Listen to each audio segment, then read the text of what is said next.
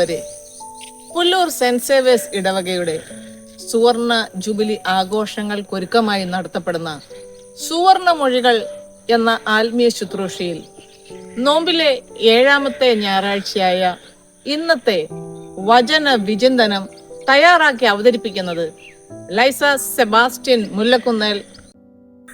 ഇന്നത്തെ വചനഭാഗം വിശുദ്ധ ലൂക്കായുടെ സുവിശേഷം 19-ാം അധ്യായം 28 മുതൽ 40 വരെയുള്ള വാക്യങ്ങൾ. യേശുവിന്റെ ജെറുസലേമിലേക്കുള്ള രാജകീയ പ്രവേശനം. സിയോൻ പുത്രി ആനന്ദിക്കുക, ഇതാ നിന്റെ രാജാവ് വിനയാന്വിതനായി കഴുതക്കുട്ടിയുടെ പുറത്തു വരുന്നു.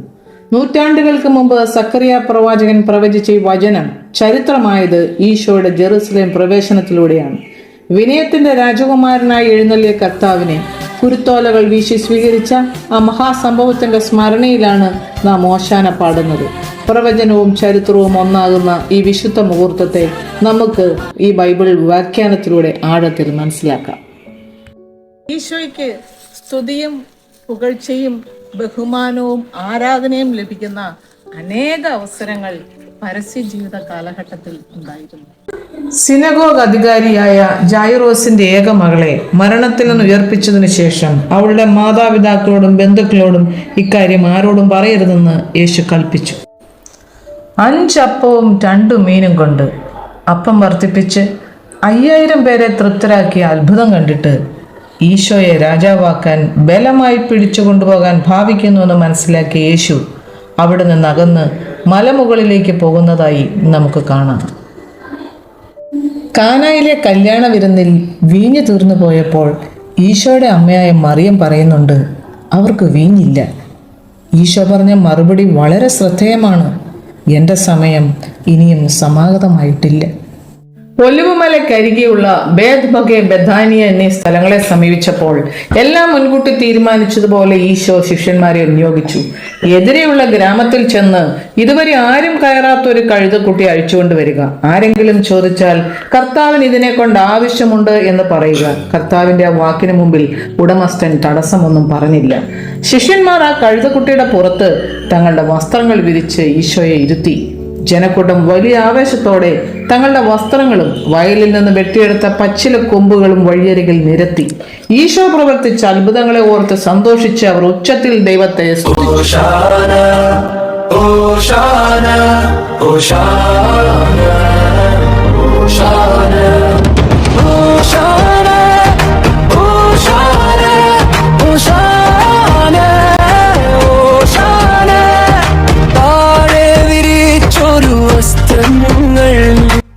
കർത്താവെ, ഇപ്പോൾ തന്നെ ഞങ്ങളെ രക്ഷിക്കണമേ എന്ന ജനത്തിന്റെ അപേക്ഷയിലൂടെ പാപത്താൽ നമുക്ക് നഷ്ടപ്പെട്ട മഹത്വം വീണ്ടെടുത്തു തരാൻ സമാധാനത്തിന്റെ രാജാവായി അവിടുന്ന് ജെറുസലേമിലേക്ക് എഴുന്നള്ളുകയായിരുന്നു. പഴയ നിയമത്തിലെ കൂടാരത്തിരുന്നാൾ വേളയിൽ ജനങ്ങൾ 7 ദിവസം ഹോസാന പാടിക്കൊണ്ട് യാഗപീഠത്തിനു ചുറ്റും പ്രദക്ഷിണം ചെയ്തിരുന്ന പതിവുണ്ടായിരുന്നു. സങ്കീർത്തനം 118, 25, 26 വാക്യങ്ങളിൽ പറയുന്ന ഈ പ്രവചനം യഥാർത്ഥത്തിൽ പൂർത്തിയാക്കപ്പെട്ടത് ഈശോയുടെ ഈ രാജകീയ പ്രവേശനത്തിലൂടെയാണ്. യാഗപീഠത്തിലേക്ക് അർപ്പിക്കപ്പെടാൻ പോകുന്ന യഥാർത്ഥ ബലിവസ്തുവായി കർത്താവ് വിനയാന്വിതനായി കടന്നു വരുന്നു. പ്രിയപ്പെട്ടവരെ, ഈശോ തന്റെ രാജകീയ പ്രവേശനത്തിന് ഒരു കഴുതക്കുട്ടിയെ തിരഞ്ഞെടുത്തത് വിനയത്തിന്റെ വലിയൊരു പാഠമാണ്. തന്റെ രാജ്യം ലൗകികമായ പ്രതാപത്തിൻ്റെതല്ല, മറിച്ച് ലാളിത്യത്തിൻ്റെതാണെന്ന് അവിടുന്ന് ഇതിലൂടെ വെളിപ്പെടുത്തി. ലോകരക്ഷകന് ജന്മം നൽകാൻ ദൈവം തിരഞ്ഞെടുത്തത് വിനീതയായ മറിയത്തിന്റെ ഉദരമാണ്. ആയിരങ്ങളുടെ വിശപ്പടക്കാൻ അവിടുന്ന് ഉപയോഗിച്ചത് ഒരു കൊച്ചു ബാലന്റെ കൈവശമുണ്ടായിരുന്ന 5 അപ്പമാണ്. നാം എത്ര സാധാരണക്കാരാണെങ്കിലും നമ്മിലൂടെ വലിയ കാര്യങ്ങൾ പ്രവർത്തിക്കാൻ ദൈവം ആഗ്രഹിക്കുന്നു എന്നതല്ലേ ഇതിന്റെ പൊരുൾ? കർത്താവിന് ഇതിനെ കൊണ്ട് ആവശ്യമുണ്ട് എന്ന വിളിക്ക് മുമ്പിൽ നമ്മെ തന്നെ വിട്ടുകൊടുത്താൽ നമ്മുടെ എളിയ ജീവിതങ്ങളിലൂടെയും ദൈവമഹത്വം വെളിപ്പെടും.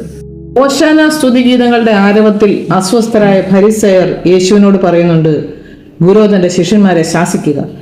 ഈശോയുടെ മറുപടി വളരെ ഷാർപ്പായിരുന്നു. ഇവർ മൗനം ഭജിച്ചാൽ ഈ കല്ലുകൾ ആർത്തു വിളിക്കുമെന്ന് ഞാൻ നിങ്ങളോട് പറയുന്നു. സത്യം ഒരിക്കലും നിശബ്ദമാകില്ല. മനുഷ്യൻ സ്തുതിക്കാൻ വിസമ്മതിച്ചാൽ പ്രകൃതിയിലെ അചേതന വസ്തുക്കൾ പോലും ദൈവപുത്രന് സാക്ഷ്യം വഹിക്കുമെന്ന് യേശു ഓർമ്മിപ്പിക്കുന്നു. നമ്മുടെ നാവുകൾ ദൈവമഹത്വം പ്രഘോഷിക്കാനുള്ളതാണ്. സമാധാനത്തിന്റെ രാജാവായ യേശു ക്രിസ്തുവിനെ ഹോസാന പാടി നമുക്ക് സ്തുതിക്കാം.